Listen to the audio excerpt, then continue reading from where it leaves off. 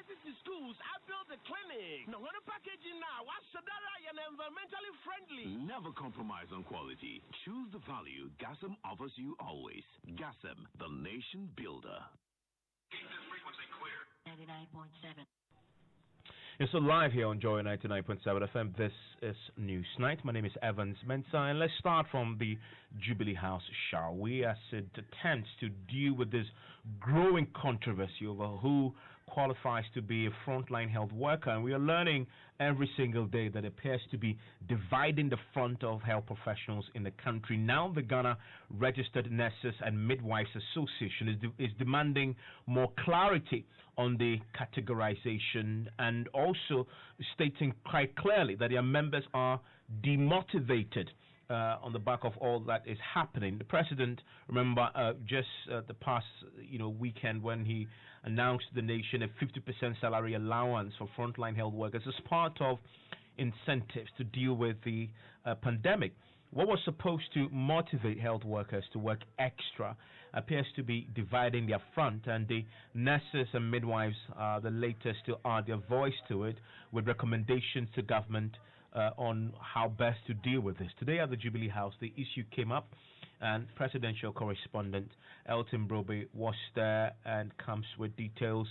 Walk us through the bodies that attended this meeting, Elton. So this meeting had all those in the healthcare delivery chain, from the pharmacists to nurses and midwives, and also to the allied health professionals, as well as certified registered anesthetists and the Physicians Association assistants in Ghana. So all of them came, and the issue of categorization as far as frontliners are concerned came through, the presentations that, they made before President Akufo-Addo. So the Registered Nurses Midwives Association, what's your concern exactly? So for them, in terms of teamwork, the doctor is always the leader. But when it comes to attending to patients, all of them work as a team to offer healthcare to these individuals. So for the speech to categorize certain individuals as frontliners against other people is making their ranks quite unhappy with this development, and it's actually demotivating their staff who hitherto before the announcement were all at the front line working to ensure that Ghana is able to manage the cases recorded so far and offer treatment to those on admission. Now, they have some recommendations for President Akufo-Addo, and for them, they are looking at a situation where every health worker will benefit from this incentive package. However, if government is unable to meet the demands of all health care professionals, they are recommending that all health workers, everybody is given 35% allowance. And for those who are directly involved in the management of COVID-19 cases, they are given the 50%, so that everybody in a way benefits from this incentive package across board. And this was moved by the president of the Nurse and Midwives Association, Perpetua Oforiama. And we didn't have any issue with the address per se. It is the subsequent explanations for who the frontline workers are that has generated in a lot of disenchantment among our membership. And as we sit here, nurses and midwives across the country are very demotivated, and they are looking forward to us to get the outcome of this meeting to assure them that yes, whatever they are doing across the country is well appreciated, and it is also known to Ghanaians that they are risking their lives, putting themselves at the front of this war with a virus that cannot be seen, and doing their best. And therefore that recognition is also very important. And on that particular issue, we want to recommend and say that all nurses and midwives are frontline health workers. Every nurse everywhere is a frontline health worker. And like I said, right from the teaching hospitals to the regional hospitals, to the district hospitals, to the health centers, to the CHIPS compounds, all these cadre of nurses and midwives are frontline health workers. We have been frontline health workers since time immemorial. And it hasn't changed with COVID-19. And therefore, we strongly suggest that government can do something to mitigate the situation we find ourselves in by applying the 50% allowance for the next 3 months across board to all nurses and midwives to motivate them to work wholeheartedly. Alternatively, we feel that government can also look at it this way: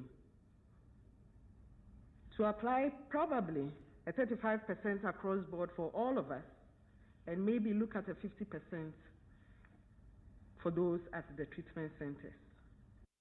Very interesting proposal, Elting. It was just was it yesterday or a couple of days back when the GMA and the president was saying that he's open to suggestions. Sure. Now the suggestion had come for him to look at. What was his response? So his response was that the fact that the nurses themselves has categorized those at the front line and demanded that some are paid 35% and some are paid 50% is a recognition that the risk level is not the same for everybody, and government is looking at the options available and will come up with a concrete measure going forward. I think implicitly, even the discussion here that we've had tells us there is a need for that distinction. Because even the nurses who are talking, the president of the nurses talks about a situation whereby, for instance, government can agree on a 35% allowance for all, but a special allowance for people, I suppose, in the treatment centers, the 50%. We hear the same thing, the same principle. The figures are different. Well, those who are saying, let's look at the 50% across the board for everybody, but 100% for certain. And I think that was the motivation. It was not an attempt to demotivate, but a recognition that in the risk structure in the health system, there are graduated risks. And I think that you yourselves have been honest enough to say so. And the attempt to make this definition was to respond to that graduation. And the argument that has been put here, even by the president of the Nurses Association, yes, we think that there should be a 35% allowance across the board for all nurses, all health workers, but we recognize that certain particular health workers would need an additional amount. And I think that has been reiterated virtually by all those who have spoken. That is a recognition that there is such a group of people as frontline health workers. and yes, and it is the argument in itself tells us that there is, but and if it is defined in that way, I don't think it is intended to be a demotivating factor. And if that is how it has come out, it's unfortunate that it has been interpreted as a demotivating factor. I think it was more than anything else an attempt to isolate the people, if you like, who are with the greatest exposure or the most obvious exposure. But the discussion has been very fruitful for me, particularly in this, and I believe that my advisors and the minister who are all listening to you will take all of this very much into account. I can understand the demand as. So that's the president there responding to this issue. They also today at the Jubilee House was a pharmaceutical manufacturer. They have been taxed by the president already to go into full-scale manufacturing of some of the pharmaceuticals that we will need in this time. They came there. I wonder what their issue was. So for them, since they met the president some weeks back, and the president impressed upon them the need to go into the production of some of these hand sanitizers and PPEs locally, they've taken it on board. Indeed, the issue about financing has always been an issue. So they came in as usual with a basket full of demands, and the president responded to them. Okay. We'll hear shortly what the president's responses are, but I'm joined on the line by the Chief Executive Officer of Pharmacy Chamber, Anthony Emeka. Mr. Emeka, thank you for your time here on Newsnight. Thank you very much, and good evening.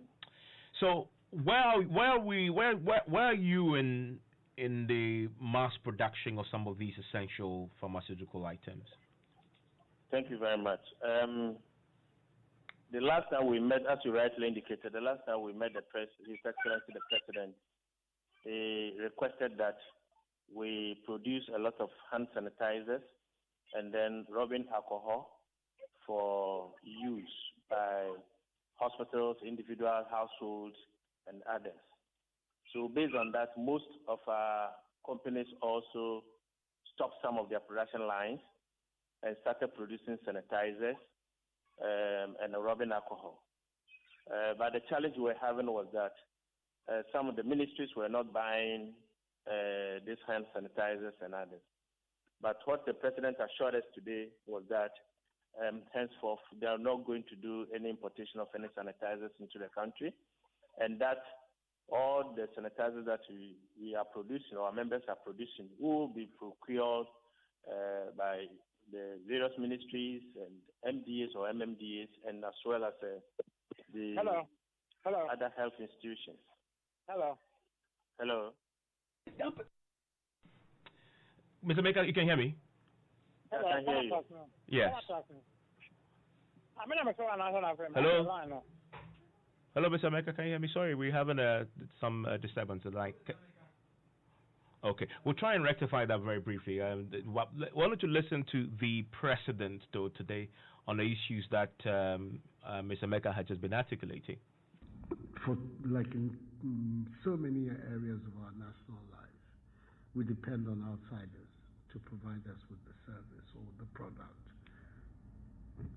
We can't continue. We cannot continue, and I'm very happy that, not happy, it provides an opportunity for all of us to see that we can't be dependent on outsiders for our sustenance. We have to learn to do things for ourselves. It is something that has been very much part of my mantra ever since I took the oath of office on the 7th of January 2017, and it will continue to be, because I think it is something that all of us should recognize and work towards. Our industrialists, our entrepreneurs, our public servants, all of us should continue to insist on our capacity to do things for ourselves. Because when problems come like they have come now, we suddenly see ourselves naked. And then when people start saying they can't export this from their own countries because they need it for themselves, there you are looking into the void. We still have Mr. Maker back on the line. Apologies for the earlier interjection there, Mr. Maker. So in essence, you heard the president make some commitments today. Were these adequate for you?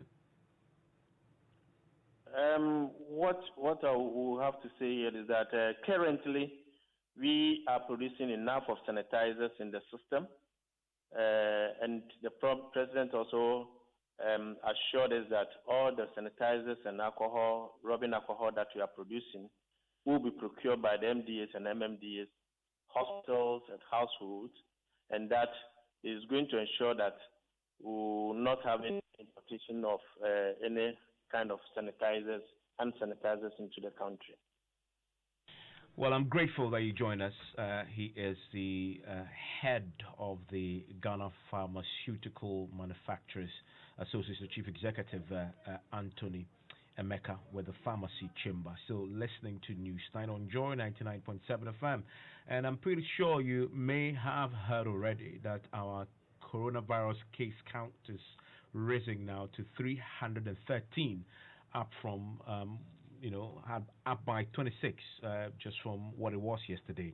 The Ghana Health Service attributes the increasing number to the ongoing enhanced contact tracing and testing. Currently, 6 deaths have been recorded. That's an extra of 1 death now, which have also now just been announced. It used to be 5. We now have 1 more person dying from the coronavirus in Ghana. And with Greater Accra region leading with a total number of cases of 274, followed by the Greater Ashanti region with 25, and the other regions share it with the Northern region with 10. Western, Eastern, Upper East Central all have 1. Well, even as the country's case count rises, leader of Ghana's coronavirus test team, Dr. Samuel Kaba, says it will not hit the thousands as we've seen in the U.S. and in Europe. He, however, puts a caveat to this. He spoke exclusively to my colleague Latif Idris. with these appropriate actions taken is to contain this. So if you even see of late, our numbers have not been increasing. We're in 204, we moved to 214, and we are still 214. It will go a little high, but we don't expect it to go much than the system can contain. Is that a hope you are expressing, or yeah, that is what is going to happen? You see, this is what will happen, right? When you lock down and you start testing, the more people you test, you might get more positives, right? So I will not be surprised to have more cases positive, because that is the purpose of locking down, to identify them early. And then you prepare yourself for that. But it also gives us that window of breath that the next 2 weeks we should be having less, because we had locked those at home. Yeah. So it's not only a hope, and of course hope is the last thing you lose. I do have that hope. But it's also reality that measures of containment has been taken at the appropriate time for us not to go to the thousands. So Dr. Kaba is confident Ghana will not hit the thousands when it comes to patients. When do if we continue the way we go and the way we are doing things. Well, so that is Dr. Kaba there. He will join us live to break this down even further. But let's hear from the head of our health desk, Fred Smith, offers some analysis of Ghana's recovery rate from COVID-19. Currently, only 3 people in the country have recovered from the disease so far. We have 1.4 million, or close to 1.5 million cases, and 83,149 have died so far. More than 307 have recovered. In terms of percentages, the death rate is at 5.7 for the global situation, and it's at 21.3% recovery rate. So that's very encouraging there. In Ghana, the death rate is 1.7 and the recovery rate is 1.04. Considering the cases that we have 287, 5 deaths and 3 recoveries. And how do we compare with Nigeria? Because we have cases, their cases are very close to ours. They have 254 cases. Their death rate is 2.3%. Remember, ours is 1.7. Yeah. And the recovery rate for Nigeria is 17.3%. Ghana's recovery rate is just 1.04. Okay. And if you look at the United States, the situation is much different. The death rate there is 3.2% and the recovery rate is 5.6%. In China, where this whole thing started, the death rate is 4.03 and the recovery rate 93.7. So that's Fred Smith, our health desk head. Let me bring in Dr. Samuel Kaba. He's leader of Ghana's coronavirus test team for some perspective on this. Dr. Kaba, thank you for your time here on News 9. I wanted to reiterate a point you made earlier for me. I mean, you have great hope that we will not hit thousands of cases that we've seen elsewhere. But the caveat you put is absolutely important, so people don't take things for granted, which is that if we continue to respect the lockdown and stay at home, then our chances increase quite significantly not to hit 1,000 cases. Yeah, hello. Hello, Dr. Kaba, can you hear me? Yeah, Mr. Vilan, thanks so very much for getting in touch. I think it's very important for me to make some few clarifications on this point. For real, if you start to model the whole thing and look at the statistics, and based on the experience of what happened in China, Italy, Spain, and everywhere, the most important thing is to take the containment measures very serious. Hong Kong got it done. Singapore got it done. South Korea got it done because they were very disciplined. And in my first interview with you, I told you that one of the ways of combating this virus is discipline. I spoke of solidarity, where people shouldn't hike prices and take everything by themselves. I spoke about hygiene, how we should wash our hands and maintain that social distance, or what we now term as physical distance. But I also said the most important thing, or one most important thing, is discipline. When you walk on the streets of Accra today, just as we talk right now, some people are taking this for a joke. But we, the health staff, will put our life online. We have families, we have loved ones, we have friends. And we wouldn't want to be infected and die because someone is not taking the thing for serious. So what I said is this: if we want to contain this if we don't want to hit the thousands, if we don't want this to overwhelm our health system, rule number one is to follow the prescribed containment measures. If you got to come out, it should be for essential issues, but not you come out because you heard there are soldiers out there and or you're going to have a party with your friend. This is not the time. So my caveat is very important that if the only way we can do this is to battle this together as a community, as people. I did explain that, look, imagine Ghana is like a little baby who is sick, your son in an intensive care, in an intensive care unit where your wife will stop work and be with him. Your mom might have to come and support you with your other siblings. Your friend will have to lend you some little money to be able to get all the drugs. Your boss would say, oh, take some few days off so that you can handle your... These are painful decisions that each one of us have to take to make sure that that little baby comes out of the intensive care unit. And this is Ghana. And each one of us have to understand it from that point of view, that we have to sacrifice a little from each one of us to bring that little baby forward. So the containment is very important to make sure that we don't hit the thousands, because once we hit there, it will start overwhelming our health. You make an important point, and I just need to reiterate that point for people who think that this is all a joke. This is really serious matter. We are talking about one more person dying today from the numbers that have been updated on the Ghana Health Service page. And so lives really are at stake here. When they say stay home, because it's about life and death. If you haven't seen the faces of those who are dying, just watch the international news networks and see how countries like Italy, dead bodies are piled up, as we say in Ghana, like sardines. Their cemeteries can't even contain them. This is no joke, so stay home. But Dr. Kaba, based on the analysis you've made and the modeling you've articulated, then I just want to ask you, we are in the second week of the lockdown. Is it prudent to expect an extension of the lockdown then? Well, I did try to explain that in my previous interview. The lockdown, no country is happy to do so because of economic and social implications. But when it comes to medical advice, what we look at is the following. When you lock down, the first thing you do is the testing, the tracing, and the isolation we are doing now, which definitely will raise the numbers, right? But in the second week, because those numbers pertain to those who were infected previously in the last week. Now, in the second week, you start to look at those same numbers, and you say that, okay, if I'm testing 10 persons, right, and I find out that the positivity rate is not doubling, then you have hope. You know that, well, I'm just getting a little percentage. And if you find out that you are testing a more are getting positive, then you know that you are in trouble. The next thing you look at is you say, all right, besides this rate, I've also seen that the total number of people affected is not that much. And then I know that when I start to reverse the lockdown measures, we can contain it.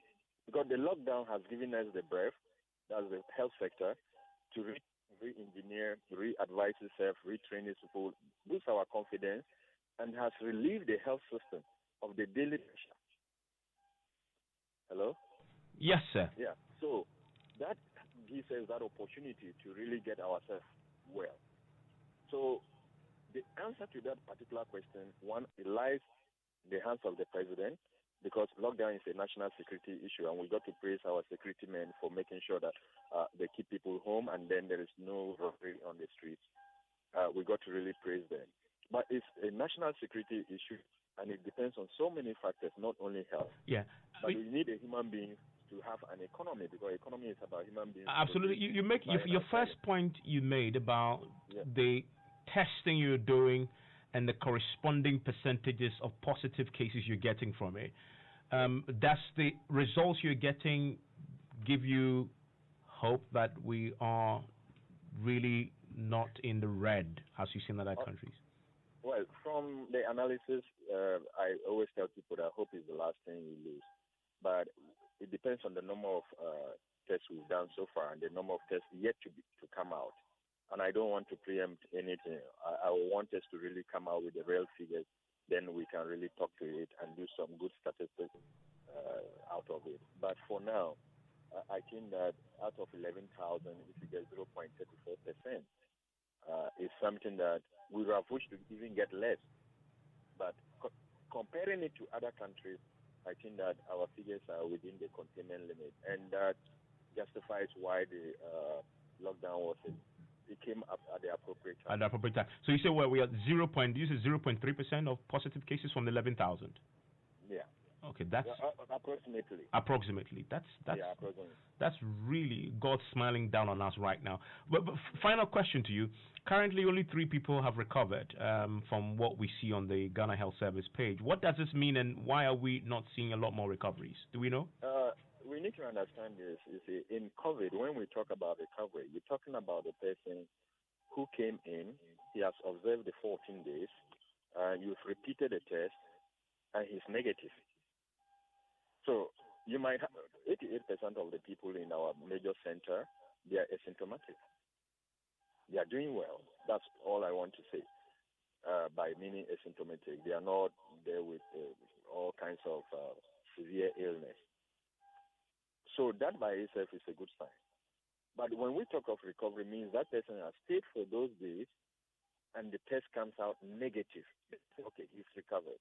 So if you see the statistics we've put out, we actually discharge some people to continue with home care. You get what I mean? Why to follow them up? But we will have to wait for their results to be negative before you say they've fully recovered. So that has to be known. Now, if I heard you compare this to Nigeria and other countries, it depends on when they started and how many days have those people been on admission. Then you said, all right, they've actually made the 14 days, or some even go beyond 14, 18, 21, and then they've done the test. And the test has actually come out and it's confirmed that it's negative. Okay. And very quickly, I see the numbers cumulatively going up. Are we doing a subtraction of the recovered from the build-up? So we are 313. Is that -3, for example? Sorry, I didn't get that. I'm just asking the case build-up. We are currently at 313. I'm just wondering whether it is -3 because 3 have recovered, and so you can't add that to the number. Is that how we're dealing with the numbers? I've not observed it yet. I know we have 313, and then I do know that the 3 recovered. But when you look at it, we'll have to do the mathematics to see if those 3 have been removed from the 13 or not. From the build-up. And a final question. Have to stop driving to take I get that. A final question. This is a science question. So the 3 who've recovered, are they immune now? Are they immune from ever getting coronavirus again, this particular COVID-19 again? The point about it is that this will go with international literature. A lot of people who have recovered, it's been written that the immunity is short-term. So also in the literature that some people have been reinfected, very few. But nobody actually understands the herd immunity of this thing. But we do know that for a short term, you might have some window of opportunity to be immune. But how long it is, most of the literature, we can't define it. Let me say that WHO is doing a lot of what they call solidarity trials, and all these things are being considered. And when they come with the mass numbers, because to come out with a definite answer to these things, you need to have a lot of numbers that you've actually studied, and you can come out with a statistical value. Okay. But for now, we cannot just do blind conclusions on them. I'm really grateful. Great insights there, Dr. Kaba. He leads the Ghana COVID-19 testing team. Great to hear from you. Great inspiration, really, from what he said. Out of 13,000, he said, cases that we tested, we're getting percentage of 0.3% positive. That is good news. But don't take your eye off the ball. Still stay home. Still ahead, it's better for military officers to spank persons who breach the lockdown with canes than allow them to get infected with the novel coronavirus. That's the Deputy Defense Minister replying critics on abuses by security personnel. Some are okay, they are real. Maybe a soldier brushing the eyes of a recalcitrant person with some cane. Should that be accepted under any circumstance, even if it's just a brush? I think it's better than to be infected with the disease. And then later.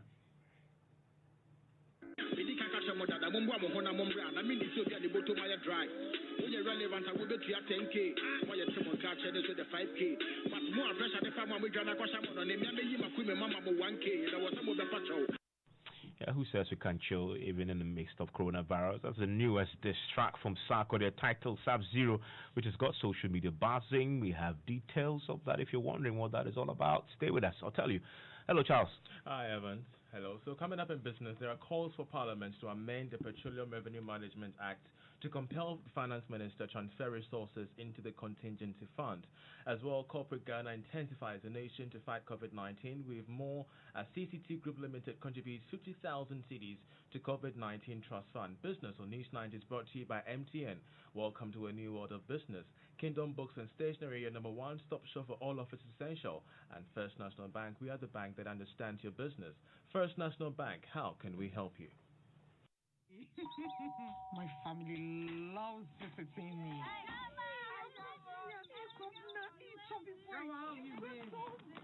Because I've got the super reliable and super fast 4G plus MTN Tabernet. And with this super fast MTN Tabernet, it's non-stop fun and entertainment for the whole family at my house. Wow, I finally this is so amazing. Connect your home and entertain your family at the speed of yellow. Get an MTN Turbonet today and stay connected to the things that matter most. Only on Ghana's fastest network. Dial *5057# to purchase an internet bundle today. We day for you everywhere you go. Mr. Barr has big dreams for his business, Barr & Co. Limited, and his family, making them a reality man to long drives and queues. He's lost precious time struggling to pay his suppliers in China, Turkey, India, and other parts of the world. With the First National Bank global payment via our online banking enterprise, he now pays for all that in the convenience of his home or office, giving him time to focus on family and growing his business. Use our online banking enterprise to access Forex when you need it. It takes a bank that does more to help your family. So who's helping yours? First National Bank. How can we help you? We give you nothing but the best. We stay above the rest. More quality, more affordability. Kingdom Books and Stationery. Everybody's going to the one and only shop where customer satisfaction is a guarantee. Kingdom Books and Stationery. Oh yes, with our 30 days credit facility with no interest charge, free delivery services, and our free consultation on setting up your office, Kingdom Books and Stationery is unmatched in our delivery of quality and affordable office essentials, equipment, and furniture. Experience world-class customer service in all our branches in Accra, Tema, Kumasi, Cape Coast, and Takoradi. Call us on 0302-764-101 or visit our website at www.kingdomgh.com. Kingdom Books and Stationery, your number one-stop shop for all office essentials and stationery. Terms and conditions apply. We know it's important to create a productive and supportive working environment by investing in your employees' health. With a leading international track record, Apex Health Insurance is regulated and licensed by the National Health Insurance Authority to provide medical insurance services to institutional clients, families, and individuals. Apex Student Package and International Medical Solutions are all here to cushion you. Visit Apex Health Insurance Office at Zion House, Boundary Road, Shiashi, or call 0501-683-914 or 0232-000-015. In Kumasi, we are located opposite Prempeh College, Sofo Line, and in Takrady, Apex Health, your preferred health insurer. Joy 99.7 FM, radio for the discerning listener. And you're welcome to Business on News 9. Now, the Ghana Extractive Industries Transparency Initiative, GATI, is calling for an amendment of Ghana's Petroleum Revenue Management Act to compel the Finance Minister, Kenneth Oriata, to allocate resources to the contingency fund. According to the culture of GATI, Dr. Steve Mantial, managers of the economy can fall on the fund during emergencies like the outbreak of COVID-19 in Ghana. If you are sick, regardless of the fact that you are a contributor to SNET, even on your deathbed, you cannot call for your pension. You may die. When you die, the money or the benefits will accrue to your next of kin. In the same way, the heritage fund is our pension. If it's a heritage fund and it's a pension fund, indeed, in Norway, that's what they call a pension fund.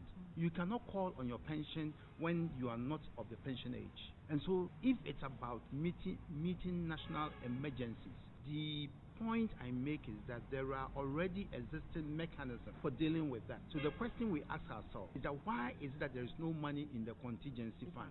And there is no money in the contingency fund because the minister did not exercise that discretion given him to put money into it and in a way that benefits all of us. So going forward, I would rather propose an amendment to the Petroleum Revenue Management Act to put an obligation on the Minister of Finance that at all times a specified percentage of the excess over the cap must go into the contingency. You see, when you are hit with emergencies like this, any sensible person or people will learn from it and put in place measures to ensure that they don't go through these situations. Dr. Steve Mantiao is the co-chair of the Ghana Extractive Industries Transparency Initiative. Now, Ghana's fishery sector can't be left out when it comes to the coronavirus, as fisher folks call for some form of protection to help cushion them against COVID-19. To this end, major distributors of fishing nets in Ghana, CC2 Group Limited, has donated 50,000 cedis to the COVID fund, as well as 100 Veronica buckets to help protect Ghana's fisher folks. There is more in this report. In these uncertain times, businesses are turning their attention from profits to social development and mobilization of funds and all available resources to fight the virus. Major distributors of fishing gears in Ghana, CC2 Group Limited, have donated 50,000 cedis to the COVID Trust and also 10,000 cedis worth of Veronica buckets and bowls for the fishing community. Here's Director of Operations, Nana Ajinim Boateng. With the lockdown, we are getting a lot of calls from the fisher folks asking for materials. How can they get supplies to enable them patronize or be effective in their work? These are some of the challenges we are facing. Receiving the items, Information Minister Kojo Pon Nkrumah commended the efforts of the company. Meanwhile, MD of CC2 Group Limited, Nana Boateng, has called on other corporate bodies to step up contributions to the fight against the virus. We are very much interested in humanity. That's the welfare of humanity. So far, Ghana's business community has heeded to the call to support the fight against COVID-19, with the Association of Ghana Bankers allocating 10 million cedis to aid the fight. Now, MasterCard Foundation, in partnership with the National Board for Small-Scale Industries, NBSSI, has announced the creation of an emergency program to support micro, small, and medium-sized enterprises and startups in Ghana.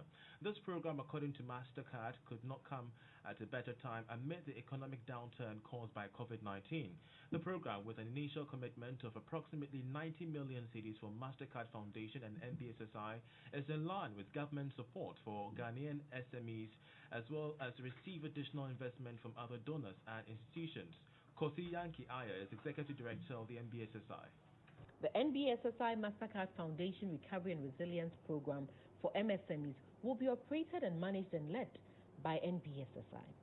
An independent investment committee made up of private sector and independent members will provide oversight on the program. A team of managers in NBSSI will work to ensure the disbursement of the funds that will be channeled through telcos and participating financial institutions. Institutions and MSMEs can access funds through a transparent online service which will go live soon. The funds will be segmented into 3 components: grants, concessionary loans, and bank guarantees. The beneficiaries of the program are MSMEs that have been adversely impacted by COVID-19 pandemic and also provide support to the youth and women or women-led. MSMEs that produce goods or services that support the fight against COVID-19. Kosi Yankee Aya is Executive Director of the NBSSI, ending business on Newsnight. Thank you very much, Charles. So, listening to Newsnight is on Joy 99.7 FM. Now, here's a quote. It's better for military officers to spank persons who breach the lockdown with canes than allow them to get infected with the coronavirus. Now, that's according to the Deputy Defense Minister, Major Retired Derek Odro. There have been concerns of security operatives allegedly brutalizing civilians. Now, reacting to excesses of some of these security operatives, and I must emphasize that is in the minority. The vast majority of the security personnel are behaving appropriately and professionally. There's a few, but that's in the isolated cases that we've seen. Some of them really have become an issue of some significant controversy. Major Drew indicated that the excesses we've seen have been minor and should not overshadow the successes chalked so far. He, however, assures incidents of excesses will be investigated. We don't have to spend time, energy, and resources giving publicity to recalcitrant part of the population. Why? All those who are involved in making sure that the disease that doesn't spread are doing so in our interest. We are all saying that it's humanitarian exercise, humanitarian operation. We know that we're supposed to arrest people, put them before court, try them, and punish them, those who have disobeyed the law. But we say it's humanitarian exercise, and therefore we want to pray it softly. A lot of the video clips that you saw and we are seeing on the social media, a lot of them are fake. Some are okay, they are real. Maybe a soldier brushing the eyes of a recalcitrant person with some cane. Should that be accepted under any circumstance, even if it's just a brush? I think it's better than to be infected with a disease and you going around to infect others, and then the whole number of people will die. If somebody prevents you from moving, if you don't have any business, let's condemn those who are doing that. Don't let us praise them. Give publicity to them that it is not written anywhere that they should treat them that way. No, we are not saying that. We don't like. That's why we are investigating them. If they are found to have performed wrongly, we will deal with them. We will not forgive them. We are not happy. It is all over the place. Military, no brutalizing people. No, that is not the issue. Well, the Ghana Armed Forces over the weekend commenced investigations into the alleged shooting and killing of a man in his mid-30s over claims he tried to disarm a soldier. Now, this position has been contradicted by eyewitnesses who claim the deceased homeless person, track pusher, was killed after he was ordered by the soldier to leave the market. The Member of Parliament for Sherman, Ernest Nogbe, who called for an independent probe, says the military has begun contacting eyewitnesses on the case. So far, so good. I think about 3 days ago, I met the military high command at the crime scene. They came to take a statement from eyewitnesses, and I think that is where we are at the moment. Are you satisfied with the steps taken by the military in this matter? Well, the military, they are doing their job, and that is what is expected of them. And I can only tell you that I still stand by my decision of an independent investigative body, even though the military might have been doing their own thing. Well, Amnesty International is asking the military command to recuse itself from the investigations. Robert Abuafo is a country director. It's one too many that our security personnel have had instances where they say that they had a struggle with a civilian or a citizen and the gun went off. And not long ago, we had the incident in the central region where the police officer's gun went off again. So this is one too many. I believe that's important that we make this the final one and do a thorough investigation, especially because of the where this happened. This is a neighborhood where we believe on security notices, these people will not let this go. Well, that is the country director of Amnesty International, Robert Abuafo. Now, the coalition of NGOs in health is blaming the lack of education and needed resources for the increasing number of meningitis deaths recorded in the Upper West region. Yes, there is a massive global war against the COVID-19 crisis, but of course here in Ghana there's a lot of resources being devoted to that. But in the northern region, the much dreaded cerebrospinal meningitis has claimed as many as 33 lives, compared to, as we know now, 6 deaths recorded from COVID-19. Now, the region has had a total of 214 confirmed cases, with patients receiving treatment in 4 hospitals. Correspondent Rafiq Salam earlier filed this report. Health authorities in the Upper West region are not only saddled with fighting the COVID-19 pandemic, but also have on their hands the yearly ritual cases of cerebrospinal meningitis to deal with. In 3 months, the Upper West region has recorded 214 cases and 33 deaths, all fatalities coming from the CSM belt in the region. Nadoli, Jirapa, Nandom, and then the Wa municipality. So the major hospitals in these mentioned districts are the major facilities recording cases of meningitis. We've also recorded about 33 deaths of meningitis. So unfortunately, this year the weather has also not been good, so we are recording cases of meningitis, which is a serious worry to us. Upper West Regional Director of the Ghana Health Services, Dr. Osaikufo Afre, threw more light on the symptoms of the disease that for years has consumed the lives of many in the region. Good for meningitis. It's also transmitted by droplets through the air. Well, the National Chairman of the Coalition of NGOs in Health, Mr. Gabriel Benako, joins us on the telephone line right now.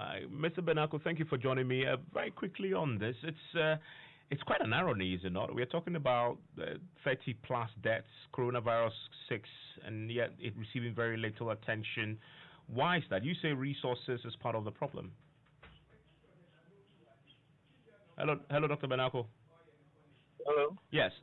On this CSM matter, you say it's part of the challenges. There's resources going there, but if you put it in the context of COVID-19, it raises a very interesting irony. No, in Ghana, we already have emergency response protocols, and COVID-19 is a strange one, but the meningitis is a routine thing Ghana we do. And so if we don't integrate, it is the responsibility of the Ghana Health Service to do integration. But when we talk about the current situation of the COVID-19, it is just that we relax for some time. And when we pick up the axe, we are expected to see this high increase in the cases. But with the effort, by the close of the week, we should see a decline. Okay. I mean, hopefully, yes. I mean, that's positive news. We see if that, materializes.